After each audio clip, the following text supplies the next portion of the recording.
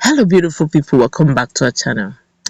Some hours ago, the British came up with the issue of asylum to both IPOB agitators and MASOB agitators, that's those agitating for Biafra, in case of any persecution by the federal government of Nigeria. They will be given asylum if they apply, and they may likely be looking at it at individual to individual basis. Of course, the Nigerian government reacted very vehemently. They got quite pissed over what they did. I was wondering why it looks like they need to review their relationship, because they felt that them doing that is like sabotaging their effort on terrorism, and they felt there's something sinister, there's something they do not understand in the process. Mazi Nnamdi Kanu reacted, saying, "Okay, we understand, we appreciate your, ideology of giving us asylum, but what we want is referendum." Mazi Nnamdi Kanu said that, and then now, with all these, back and forth reactions, the British again have reacted.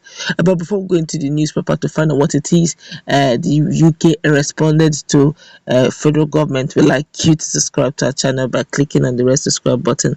Beside it, you see a bell notification icon. Please go ahead, click on it to get notified as soon as we update our channel on YouTube. But the United Kingdom has responded to the federal government regarding the recent issue of granting asylum to persecuted members of indigenous people or Biafra IPOB and the movement for the actualization of the sovereign state of Biafra MASOB. The response was reportedly given through the British High Commission Abuja.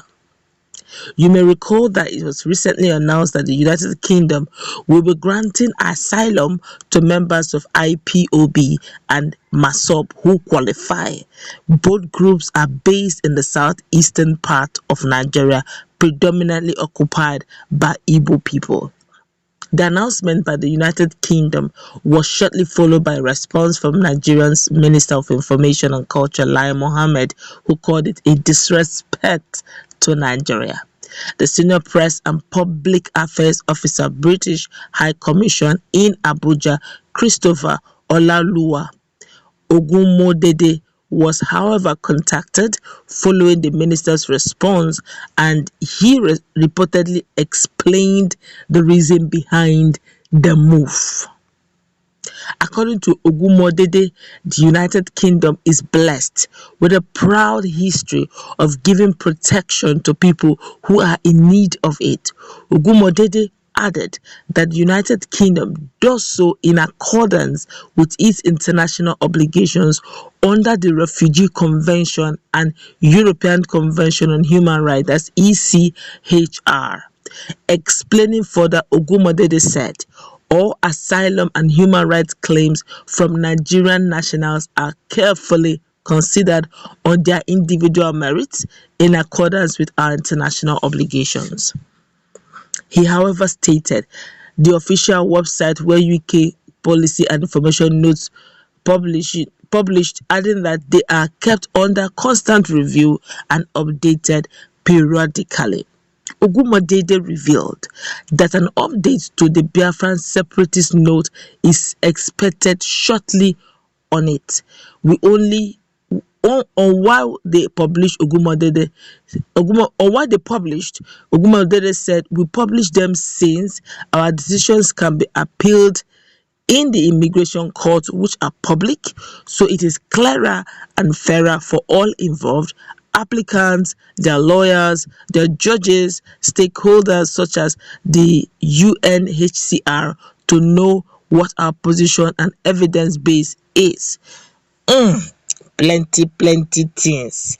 This whole thing is going back and forth. But before we go into full analysis, let's just feel the pulse of Nigerians, because this is now a different reaction. But a lot of people are beginning to say, hey, this one that is going to periodic update, I hope there's not going to be another changes that will favor the federal government. I do not know, but let's just feel the pulse of Nigerians. This one here is saying Nigeria is so jittery about this. Don't forget, the UK just left the EU, and needs a lot of capable hands in their workforce. And the Igbos and the Yorubas are the most qualified in this aspect. The next thing now, they will consider the Oduduwas, since the Nigerian government has refused to recognize what they have in terms of human capital. Then the British want to tap into it like the Americans tapped into the Jews. Nigeria, rethink and stop claiming Mugabe. It seems you have lost it and will soon cry when the head is off. This one is actually his personal opinion. We all have ours. This one here says on point and obtaining working visas for professionals are so easy now. This one here says British people are most Connie, I don't know what he's trying to write here. This one here say, what are they writing here? This is so wonderful. All write-ups here look so wonderful, but let's look into it now critically. Their write-ups are actually wonderful here. Okay, but let's look at it critically. Now, all this back and forth treatment has all began from the agitation for Biafra.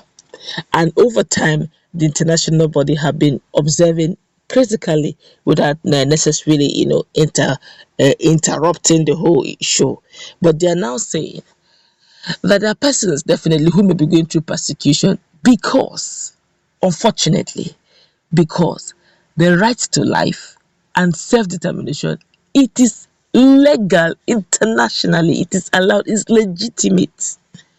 The right to self-determination, that you want to freely leave a place and all that, it is acceptable internationally.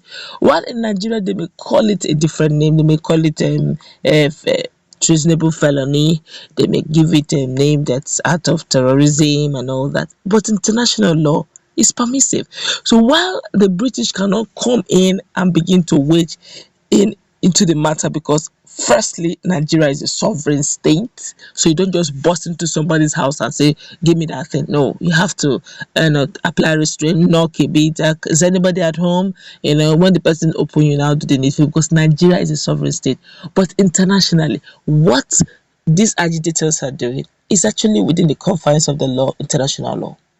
Okay, so they now say, look, we cannot come in directly because you're a sovereign state, but in case you are going through so much persecution and all that, our doors are open. If we find out that you meet our criteria, why not? We'll give you asylum. Come over. Okay? And like one person rightly said, Nigeria have one of the best human capital in the world. We are plenty. We don't even know what to do to harness with our human capital. So I do not know. Some persons are saying now that they may want to go through review because of the relationship the British have with Nigeria, that they hope they will not, adjust it to suit the federal government. I wouldn't know. Will keep us all posted as soon as that review comes up. But right now, it's generating so much, reactions out there. Some people are saying now that they are now trying to connect, looking for human capital, in the United Kingdom, that maybe other countries will follow suit. We wouldn't know.